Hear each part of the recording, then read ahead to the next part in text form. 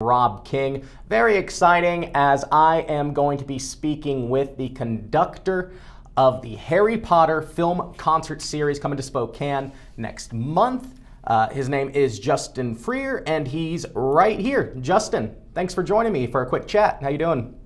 Very well, sir. Afternoon. Thank you. Justin is the CEO of CineConcerts and, like I said, the conductor of the Harry Potter film concert series, which is coming to the First Interstate Center of the Arts in Spokane May 5th and 6th. Justin, let's get started. Let's just talk about what CineConcerts is.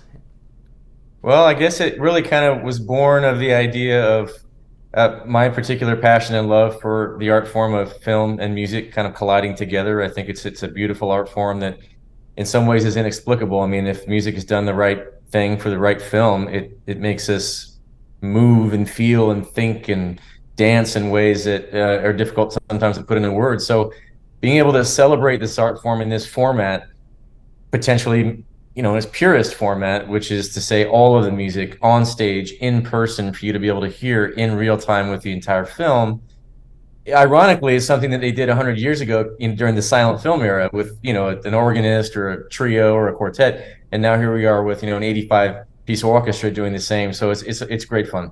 Absolutely. Now, what is it about, you kind of touched on this, but what's the emotional or artistic value of having a live orchestra versus a typical tracked score? Well, I think the first obvious thing that it does in a large venue is puts you in a space with thousands of other people. It becomes a shared experience. And that for me is one of the driving factors that makes these so fun and exciting wherever we take this around the world. And those reactions from those crowds are different. In some cases, some scenes, the reactions are the same no matter where we go. But there's definitely a cultural kind of shift depending on where you are, depending on the scene. But from a musical perspective, it allows folks to really feel the visceral power of what music does for a scene. And my favorite part of all of this is children, sometimes, many times, making for the first time in their life the connection that perhaps the reason they're scared of Voldemort is because of the bass trombone. Perhaps they had this fanciful sense of flight with Hedwig because of the celesta, John's brilliant Hedwig's theme. So that connection for me is a beautiful one to experience. Now, some of the previous shows that CineConcerts has done include The Godfather, Elf, Rudy, who was, which, as you know, is scored by one of your mentors. So what's been kind of your favorite of all these shows? Well, you mentioned Rudy, and because of Jerry Goldsmith, that one is particularly very special for me on the podium. It's a difficult one for me to get through because of my connection with Jerry and just how powerful that score is for that particular film. But each of these projects bring an incredible adventure and set of challenges that even if, in the case of Harry Potter and the Sorcerer's Stone, which we're bringing, as you said, just in a few weeks to Spokane, I don't even know how many times I've done that on the road now globally. It's a lot. And I only say that because every single time I do it, it's like doing it again for the first time. And it's a beautiful rebirth of challenges with each new orchestra in each new city. And the music's incredible. So it's a great journey to partake on. And, it's exciting no matter where we are. Got it. Now, when you're on stage, you're conducting something just grandiose like Lord of the Rings. Do you ever find yourself getting distracted, like during the ride of the Rohirrim? If I'm getting distracted, two things are happening. One, I'm not doing my job, and two, the movie's more powerful than I had anticipated at that moment. Sure, there are distractions, and that's part of the challenge is staying, hyper focused through all this because we don't have the luxury of being early or late to a cut or early or late to a scene. I mean, if I'm 2 seconds early to, Hedwig taking off and John's music starts before you see Hedwig, there's a problem. Yeah. So, we don't have the luxury of choosing where the form goes. It has to be very accurate to the frame. And so there are distractions on stage, the sound of the audience, something might happen in the orchestra that you have to rebalance, technical problems. There's a lot of things in real time you need to solve. I am familiar with technical problems, don't worry. Now, with your background and training in classical music, what, in your opinion, separates John Williams as a mainstream composer that even a layperson like myself can hear and recognize a John Williams score? I think there's a lot behind his genius, and one of them, as practical as this might sound, maybe an esoteric answer to some degree, is his continuing search for being better and trying to make things better the next time, and searching for that. And that is, he said that publicly. I don't feel like I'm speaking on his behalf. He said that a number of times, and I think that is one of the things that keeps him the best in his craft. But he does have just an incredible knowledge base of history, and he's a chameleon. He understands so many styles and sounds. He's a great student of music, and he's also an incredible performing musician himself. So he's been on the other side. He knows what players can do. He knows how to communicate to the players. But I think he also spends a great deal of time with his melodies.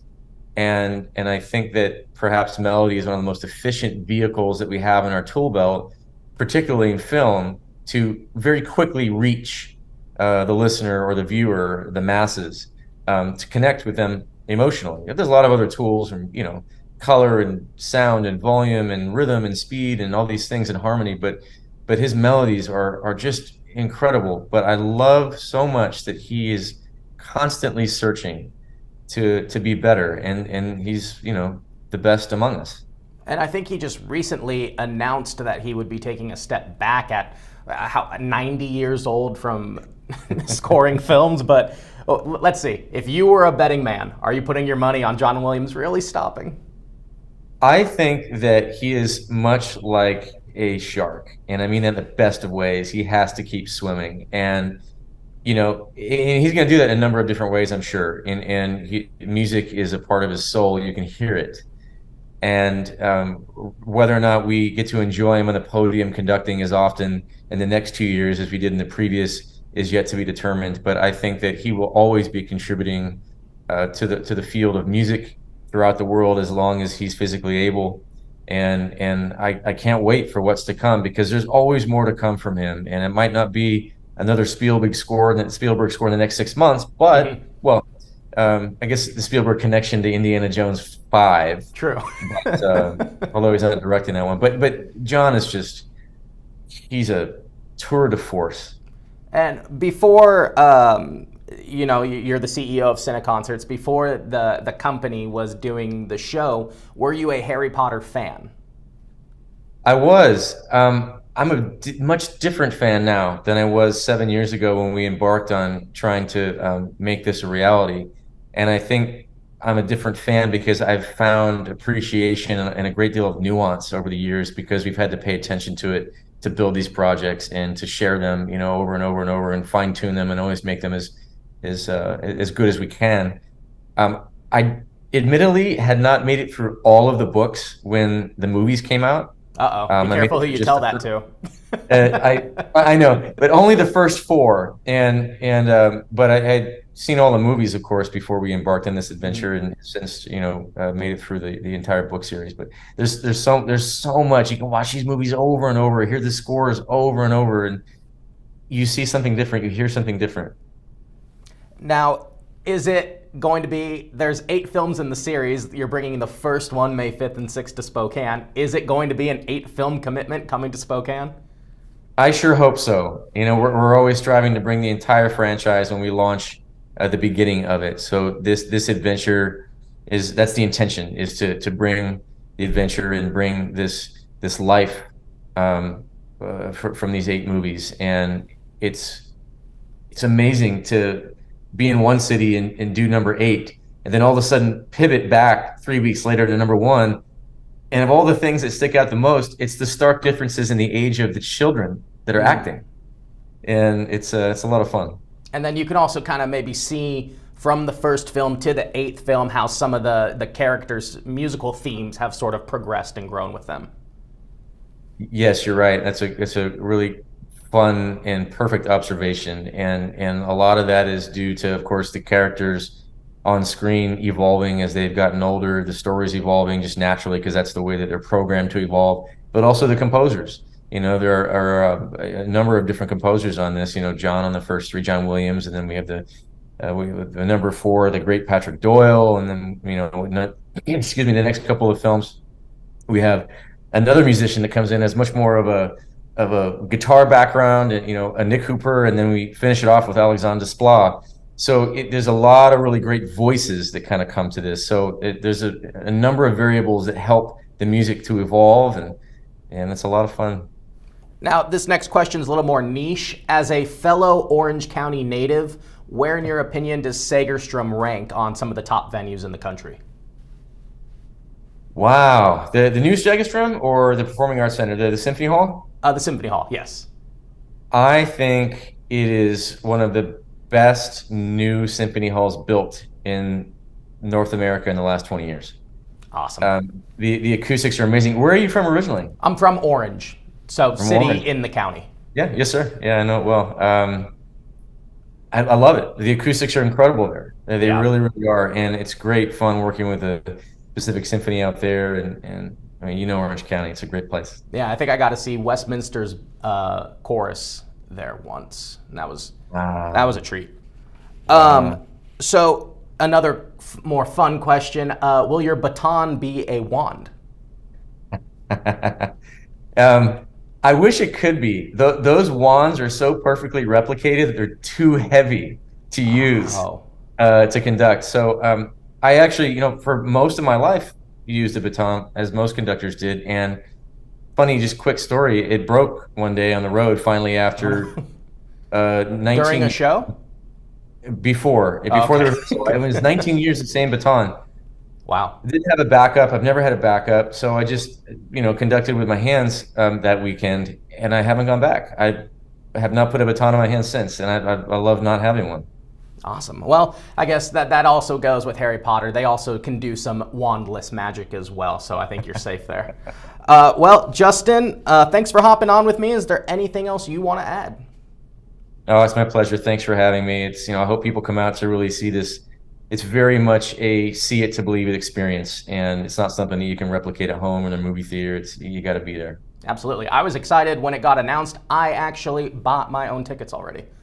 Well, come by, say hello. Love the chat after or before. I will. I told my wife, I was like, we're going to this. I see it's coming. I've always wanted to go to one of these, CineConcerts performances, and it seems like a great opportunity. Well, tickets. Hope to see you there. Thank you. I'll look for you. Well, you'll be front and center, so I guess I'll have to see you. Tickets are still available for Harry Potter and the Sorcerer's Stone in concert at the First Interstate Center for the Arts, Friday, May 5th and Saturday, May 6th. You can purchase those tickets at ticketwest.com. Conductor of the series, Justin Freer, thank you for hopping on. Thank you, sir. My pleasure. And like I said, you can purchase those tickets on ticketswest.com. If you missed the full interview, it will be up on KXLY Plus, which you can download on your connected TVs. That's Apple TV, Roku, Amazon Fire, or the 4 News Now mobile app on your phone. So thank you again, Justin Freer, for joining me. Thank you for joining me as well. And live in studio, I'm Rob King for KXLY Plus.